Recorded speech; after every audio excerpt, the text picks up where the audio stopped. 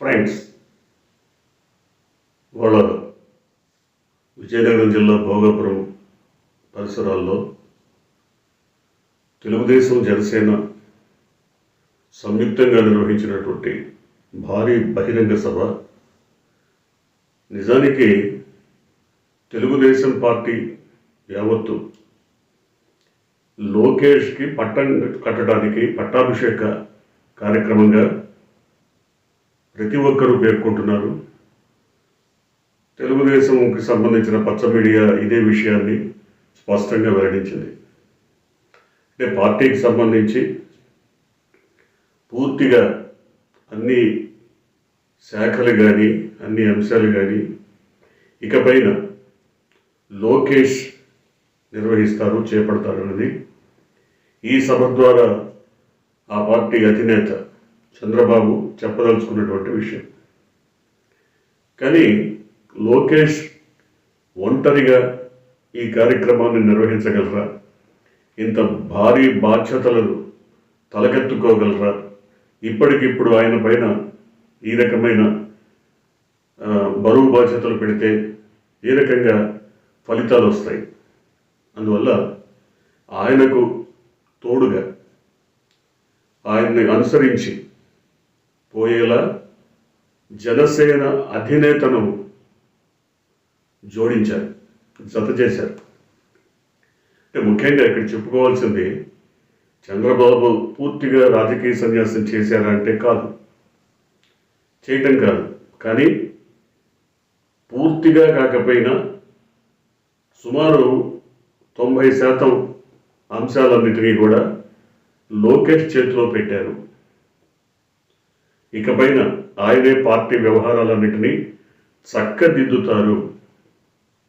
అయితే మరి చంద్రబాబు పాత్ర ఏంటి? చంద్రబాబు ఇకపైన విశ్రాంతి తీసుకుంటారు, లేదా సూచనలకు సలహాలకు మాత్రమే పరిమితమవుతారు. మరి ముఖ్యమంత్రి ఎవరవుతారు? ఇది కూడా పచ్చ మీడియా చెప్తున్నటువంటి అంశం ఏంటంటే, కొంతకాలం ఒక ఏడాదో 2 ఏళ్ళో లేదా ఏడాదిన్నర కాలము చంద్రబాబు ముఖ్యమంత్రిగా ఉండి లోకేష్కి అన్ని వ్యవహారాలు తెలియజేసి తను తప్పుకుంటారు పీఠం నుంచి. ఇది వ్యూహం. కానీ ఈ వ్యూహం అంతా తెలిసిన, ఈ వ్యూహంలో తన పాత్ర ఏంటి, తన భాగస్వామ్యం ఏంటి అంతు చిక్కకపోయినా జనసేన అధినేత ఎందుకు వీళ్ళ వెంట తోకలా కదులుతున్నారు, వీళ్ళ వెంట తోకలా పారిపోయారు అన్నది జనసేన కార్యకర్తల్లో తలెత్తినటువంటి ప్రశ్న. అంటే మౌలికంగా కార్యకర్తలు అందరూ ఇంత డీప్గా ఆలోచించకపోవచ్చు, కానీ అందరూ ఆలోచనా పరులు కొంతమంది ఈ వ్యవహారాలని అనలిస్టులతోనూ జర్నలిస్టులతోనూ పంచుకుంటున్నారు.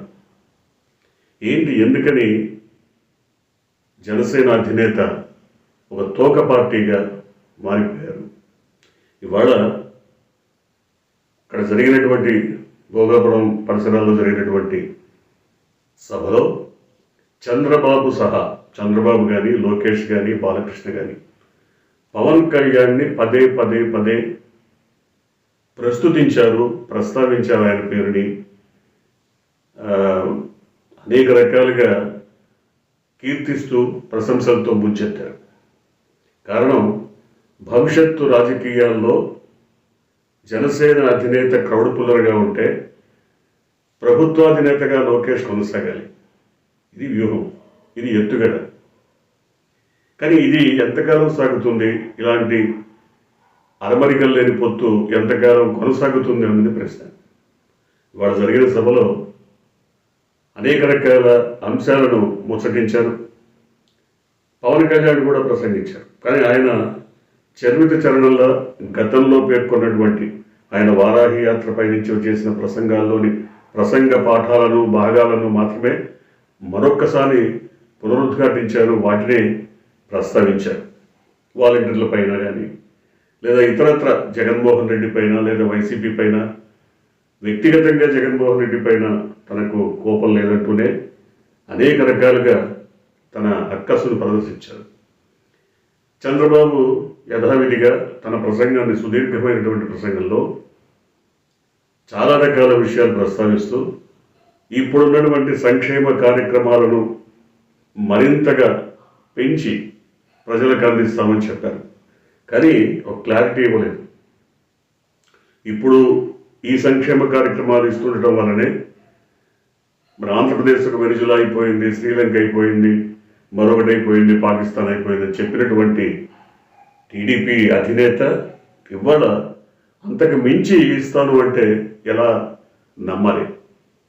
ఉదాహరణకి 2014లో రైతు రుణమాఫీ చేస్తాను, రుణాలన్నీ కట్టకండి, బ్యాంకుల్లో పెట్టిన బంగారాన్ని విడిపిస్తాను అని హామీ ఇచ్చి ఆనాటికి రైతుల రుణాలు 84,000 కోట్లకు పైగా ఉంటే దాని మీద తొలి సంతకం చేస్తారన్న వ్యక్తి తొలి సంతకం చేయకపోగా ఒక కమిటీని వేశారు.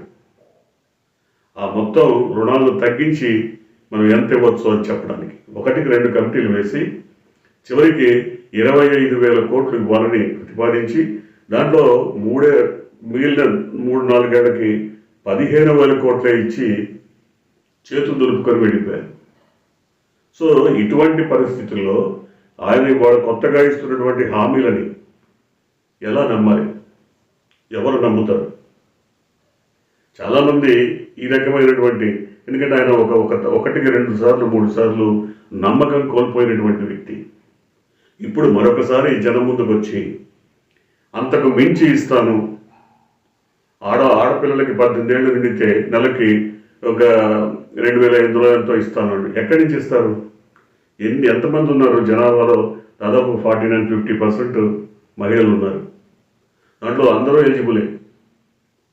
ఇవిగాక వృద్ధాప్య పెన్షన్లు, ఇవిగాక వికలాంగ పెన్షన్లు, ఇవి రకరకాల ఆరోగ్య సమస్యలతో బాధపడుతున్న వాళ్ళకి పెన్షన్లు, ఇవన్నీ ఎక్కడి నుంచి ఇస్తారు? డబ్బు నేరుగా సృష్టించడం ఎట్లా? ఆయన అనొచ్చు, నాకు చాలా అనుభవం ఉంది, రియల్ ఎస్టేట్ వ్యాపారం చేసి డబ్బు తీసుకొచ్చి పెడతానని. డబ్బు దీనికే తీసుకొచ్చి పెడితే ప్రభుత్వ జీతాలు, అసలు వచ్చే రాబడెంత ఆదాయం మా ఆంధ్రప్రదేశ్కి? సో ఈ రకమైనటువంటి అంశాలన్నింటినీ కనుక చూస్తే ఆయన ఇచ్చిన హామీలు ఒక్కటి కూడా నెరవేర్చగలరన్న నమ్మకం ఎవరికీ కలగట్లేదు. సో అంతేకాదు రకరకాల లోకేష్ కూడా ప్రభుత్వం మందు వస్తుంది, రాగానే నేను పోలీసులు అంతు చూస్తాను, లేదా వాళ్ళ సంగతి ఏంటో తెలుస్తాను, ఈ ఎర్ర పుస్తకాలు రాసుకున్నాను అని చెప్తున్నారు. ఇవన్నీ ఎంతవరకు సమంజసం? ఇవి కక్ష సాధింపు రాజకీయాలు కాదా? ఇప్పుడు వాళ్ళేదో మిమ్మల్ని ఇబ్బంది పెట్టారని మీరు వాళ్ళంతా చూస్తాను అంటే ఇది కక్ష సాధింపు రాజకీయం కాదా? జగన్మోహన్ రెడ్డిని మీరేం చెప్తున్నారు? కక్ష సాధింపు రాజకీయాలు చేస్తున్నాడని ఇవాళ కూడా టీడీపీ అధినేత తన ప్రసంగంలో చెప్పాడు. మరి దీన్నేమంటారు? అసలు జగన్మోహన్ రెడ్డి మీపైన కక్ష సాధించాల్సినటువంటి అవసరం ఏముంది ఆయనకి? మీరు అకారణంగా ఆయన రాజకీయ జీవితాన్ని మగ్గులోనే తుంచేయాలన్న ఉద్దేశంతో దాదాపు 16 నెలల పాటు అనవసరపు కేసులు పెట్టి జైల్లో ఉంచినందువల్ల ఇవాళ ఆయన అంతగా మరి స్పందించాల్సి వస్తుంది. సో అనేక రకాల అంశాలకి వాళ్ళు మాట్లాడినటువంటి అంశాలకి సమాధానాలు ఉన్నాయి. కానీ ఇవాళ జరిగినటువంటి సభ దాని గురించి మాత్రమే ప్రస్తావించాలంటే అది ఫక్తు పట్టాభిషేక సభ. ఆయనకి మొత్తం అధికారాలు కట్టబెడుతూ, అంటే పార్టీ పరంగా అధికారాలు కట్టబెడుతూ తీసుకున్నటువంటి సభ. దాంట్లో 3D ఎఫెక్ట్స్ పెట్టారు, భారీగా జనాన్ని పోగు చేశారు, జన సమీకరణ బాగానే జరిగింది. అయితే చాలామంది పరిశీలించినటువంటి అంశం ఏంటి? జనస్పందన చాలా తక్కువగా ఉంది. ఎందుకంటే పదే లోకేష్ ప్రసంగంలో కానీ, లేదా పవన్ కళ్యాణ్ ప్రసంగంలో కానీ, బాలకృష్ణ ప్రసంగంలో కానీ, అంతిమంగా జరిగినటువంటి చంద్రబాబు ప్రసంగంలో కానీ జనస్పందన చాలా స్వల్పంగా ఉంది. ఇందుకు కారణం వాళ్ళంతా కూడా ఆలోచనలో పడ్డారు. జనం చాలా డీప్గా ఆలోచిస్తున్నారు. ఈ మాటలు నిజమేనా? వీళ్ళు చెప్తున్న మాటలలో యథార్థం ఎంత? ఇవి ఈ మాటలకు కట్టుబడి వీళ్ళు నిలబడి పనిచేస్తారా? ఇలాంటి ఆలోచన జనంలో కలిగినట్టుగా కనపడుతుంది. అంటే వచ్చిన వాళ్ళందరూ కూడా, తీసుకొచ్చిన వాళ్ళందరూ కూడా మరి టీడీపీకో జనసేనకో కట్టుబడి ఉన్నటువంటి వాడు కాదు. అంతా చాలా రకాల అభిప్రాయాలతో, ఆలోచనలతో వచ్చినవాడు. సో వాళ్ళందరూ కూడా వీళ్ళ ప్రసంగాలని చాలా నిశితంగా పరిశీలించారు, ఆలకించారే తప్ప స్పందించలేదు. ఇది చాలా ముఖ్యమైనటువంటి అంశం. అలాగే మరి ఎన్నికల నాటికి ఏ రకమైనటువంటి ఎత్తులు, పొత్తులు, జిత్తులు ఉంటాయో కనీసం వాటికి సంబంధించిన సూచనప్రాయంగా కూడా ఏ విధమైనటువంటి అంశాలను ప్రస్తావించలేదు. జనసేన ఎన్ని సీట్లలో పోటీ చేస్తుందని కానీ, లేదు టీడీపీ ఎన్ని సీట్లలో పోటీ చేస్తుందని కానీ ఎక్కడా ప్రస్తావన లేదు. లేదు జాయింట్గా మేము ఈ రకమైనటువంటి కార్యాచరణ చేపడతామని కానీ లేదు. అయితే ఉమ్మడి మేనిఫెస్టో తయారు చేసి దాన్ని రాయలసీమ ప్రాంతంలో, అంటే అమరావతిలో ఒక సభ, తిరుపతిలో ఒక సభ జరగబోతోంది ఉమ్మడిగా.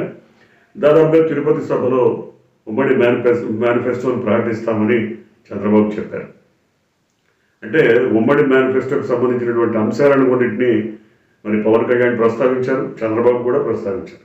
అవన్నీ కూడా ఇప్పుడున్నటువంటి వైఎస్ఆర్సీపీ ప్రభుత్వ పథకాలకు డిటో డిటో డిటో కాపీ.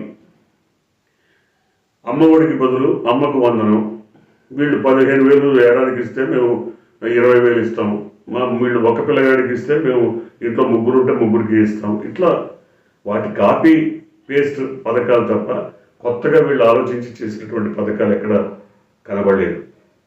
ఇప్పటికైతే ఈ సభ తర్వాత ఏ రకమైనటువంటి వ్యూహరచన జరుగుతుంది, ఏ రకంగా ఈ ఇద్దరి పొత్తు ముందుకు సాగుతుంది, ఇది చూడాల్సినటువంటి అంశం.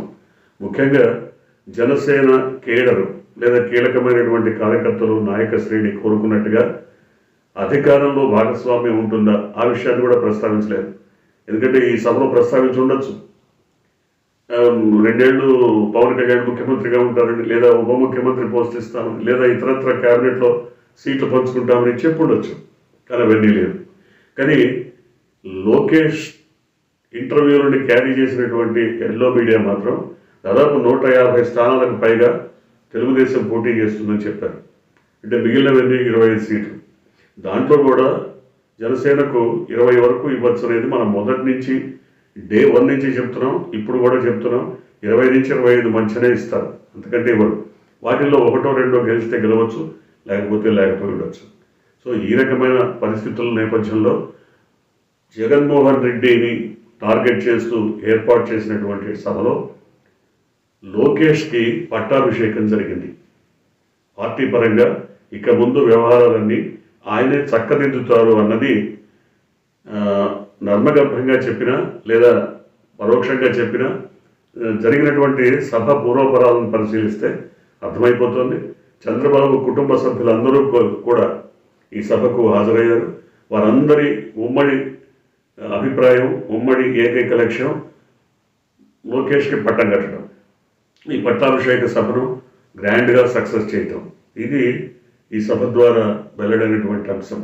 చూడాలి రానున్న రోజుల్లో సభ తర్వాత ఏ రకమైన వ్యూహరచన లోకేష్ చేస్తారు, దానికి అనుగుణంగా పవన్ కళ్యాణ్ తన సహకారం అందిస్తారో చూడాలి.